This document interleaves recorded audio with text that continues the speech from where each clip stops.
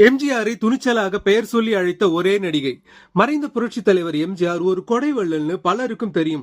தன்னை பற்றி தவறா பேசினவங்களுக்கு கூட தேடி போய் உதவினாரு. ஆனா தன்னோட ஈகோவை டச் பண்ணிட்டா போதும் மனுஷன் கொதிச்சு போயிடுவாரு. அது யாரா இருந்தாலும் சரி, அதோட அவங்க பக்கமே போக மாட்டாரு. ஆனா அவங்களே பிரச்சனைன்னு வந்தா உதவி செய்வாரு.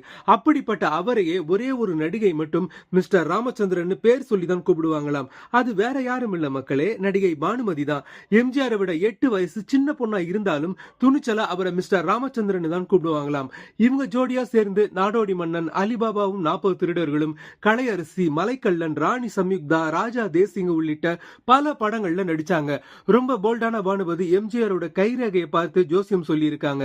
அதாவது, நீங்க மிகப்பெரிய உச்சத்துக்கு போக போறீங்க, அது சினிமா துறையையும் தாண்டி உங்களுக்கு பெரிய இடத்தை கொடுக்கும்னு சொன்னாங்களாம். அது அப்படியே நடந்த நிலையில பானுமதிக்கு கலைக்கல்லூரியில முக்கிய பொறுப்பு கொடுத்து நன்றி கடன் செலுத்தினாராம் எம்ஜிஆர். ஆனா அந்த டைம்ல 2 பேருக்கும் இடையில சில மனஸ்தாபங்களும் இருந்தது குறிப்பிடத்தக்கது.